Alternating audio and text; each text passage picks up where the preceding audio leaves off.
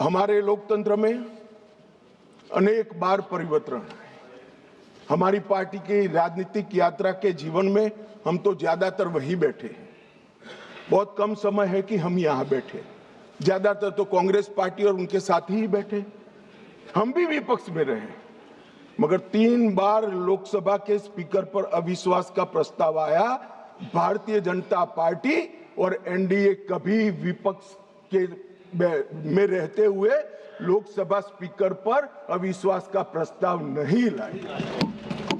हमने रचनात्मक विरोध पक्ष के रूप में काम किया है। मान्य, हमने स्पीकर की पद को गरिमा को संरक्षण करने का काम किया है और स्पीकर से हमारे कानूनी अधिकार, संवैधानिक अधिकारों के लिए संरक्षण की मांग भी करी है।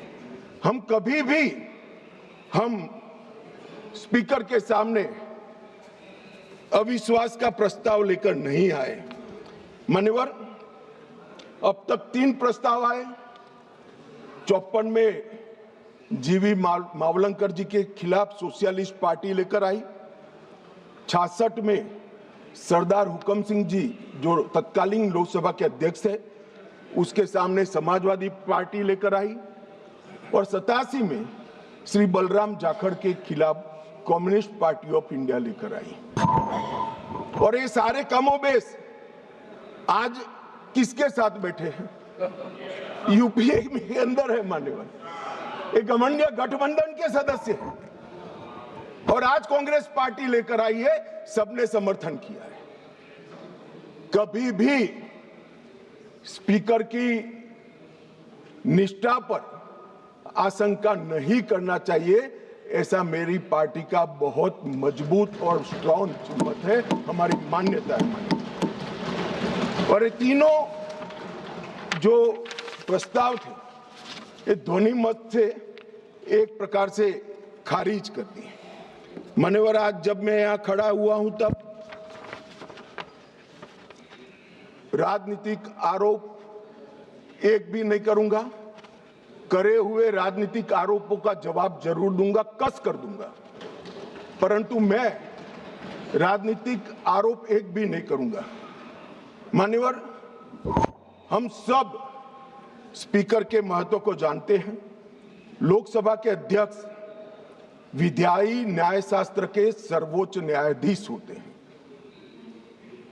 उनके कार्यवाही के बारे में करे हुए फैसलों में सर्वोच्च अदालत भी दखल नहीं कर सकती। मान्यवर, ये प्रोटेक्शन उनको संविधान ने दिया हुआ है और वो इसलिए दिया है कि स्पीकर निर्भीक रूप से अपना काम कर सके और अध्यक्ष का प्रथम कर्तव्य होता है कि व्यवस्था और शिष्टाचार को बनाए रखना।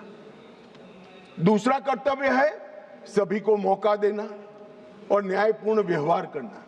परंतु प्रथम कर्तव्य क्या बताया गया? प्रथम कर्तव्य बताया गया कि यहां पर व्यवस्था और शिष्टाचार बता देना, बनाए रखना। अब शिष्टाचार क्या होता है? शिष्टाचार ये है मान्यवर कि ये लोकसभा, ये सदन चलाने के नियमों के अनुसार चले। अब कोई भी व्यक्ति खड़ा हो जाता है और अपनी मुंसफी से कुछ भी बोलेगा, स्पीकर को बिठा देना पड़ेगा।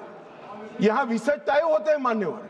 आज मैं यहां पर स्पीकर साहब के खिलाफ अविश्वास के प्रस्ताव पर बोल रहा हूं, तो मैं माओवाद इस देश में समाप्त हो रहा है, इस पर लेक्चर नहीं दे सकता। मैं दूंगा तो आपको बिठा देना पड़ेगा, फिर आप कहोगे देखो आप मुझे बोलने नहीं देते हो। अरे भाई, यहां नियमों से बोलना पड़ता है। और कितने वरिष्ठ सदस्य, मुझे तो अभी भी नहीं मालूम पड़ता, शशि थरूर जैसे बैठे, बालू साहब बैठे, क्यों नहीं सिखाते इनको सब?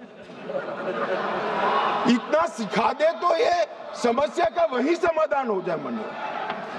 और हमारे लोकसभा के नियमों में भी स्पीकर साहब को कई अधिकार दिए। कोई भी सदस्य भाषण करता है तो स्पीकर साहब को एड्रेस कर करता है। स्पीकर के माध्यम से, लोकसभा अध्यक्ष के माध्यम से विपक्ष सत्ताधारी पक्ष को कुछ कह सकता है और स्पीकर साहब के माध्यम से सत्ताधारी पक्ष विपक्ष पर कुछ आरोप लगा सकता है। लोकसभा के नियम 351 में 374 अव्यवस्था, अनुशासनहीनता की स्थिति में स्पीकर को चेतावनी करने का अधिकार है, नामित करने का अधिकार है, निष्कासन करने का अधिकार है और निलंबित करने का भी अधिकार है। मुझे बताइए साहब, सभी सदस्य इस बात पर सहमति व्यक्त करेंगे कि वेल में आकर कागज फाड़कर स्पीकर की चेयर पर फेंकना आप असहाय बना देना चाहते हो स्पीकर साहब को?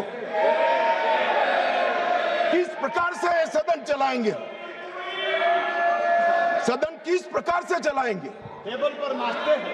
मैं समझ रहा हूं साहब, किसी के एडवाइजर एक्टिविस्ट हो सकते हैं, किसी के एडवाइजर आंदोलनकारी हो सकते हैं, मगर आंदोलन और एक्टिविस्ट को सदन में सदन के नियमों के अनुसार ही चलना पड़ेगा, क्योंकि यहां पर नियम बनाए गए।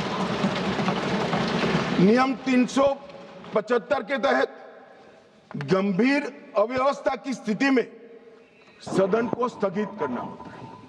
मान्यवर, आप किसी को बोलने ही नहीं दोगे। कितने भी बड़े महत्वपूर्ण मुद्दे हो, खड़े होकर आप विरोध करते रहोगे और प्रधानमंत्री जी की चेयर तक सारे महिला सांसद एकत्रित होकर आ जाएंगे। ये मैं नहीं मानता किसी भी प्रकार से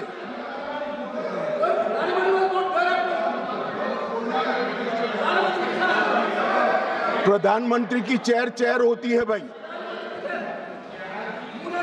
मान्यवर, इसीलिए 375 का प्रावधान की शक्तियां स्पीकर साहब को। अब किसी सदस्य ने कहा कि हमारा बोला हुआ काट दिया जाता है।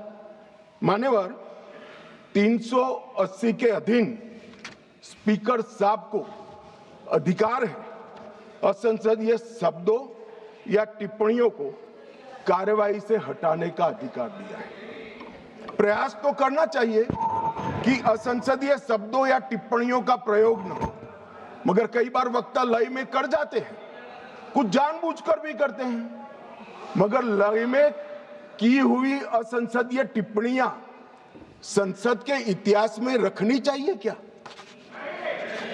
कोई नहीं कहेगा रखनी चाहिए। असंसदीय टिप्पणियां संसद के इतिहास में रखने से आने वाले दिन के सांसद भी यही संस्कार लेकर जाएंगे। जब व्यवधान आता है और हटा दिया जाता है तो वो अपने आप, मैंने भी पढ़ा है विधानसभा में जब पहली बार विधायक बना कि क्या हटा दिया, तो मालूम पड़ता है कि ये शब्द हटा दिया जो असंसदीय है, मुझे नहीं बोलना है। मगर यहां तो आग्रह है कि हम कोई भी भाषा का प्रयोग करें, इसको रखने दीजिए। ऐसे सदन नहीं चलता। ये सदन के असंसदीय शब्दों का लिस्ट कोई एक कार्यकाल में नहीं बना है मान्यवर। असंसदीय शब्दों का लिस्ट जब से सदन का अस्तित्व आया तब से लेकर आज तक इस उच्च शासन पर बैठे हुए अनेक महानुभावों के बनाते बनाते बना है, और वो सबको बाध्यकारी, हमें भी है और विपक्ष को भी है। अगर आप कहते हैं कि सदन चलाने के नियम और असंसदीय शब्दों का लिस्ट हमें बाध्यकारी नहीं है, तो ऐसा नहीं होगा। आपको अधिकार दिया है, संविधान ने अधिकार दिया है, मगर कोई विशेषाधिकार नहीं दिया है। इमरजेंसी नहीं है भैया, कोई विशेषाधिकार नहीं है। अधिकार का संरक्षण कर सकते हैं, मगर विशेषाधिकार के मुगालते में जो लोग जीते हैं उनको उनकी पार्टी और जनता भी संरक्षण नहीं देती है। इसलिए छोटे छोटे होते जा रहे हैं। मान्यवर,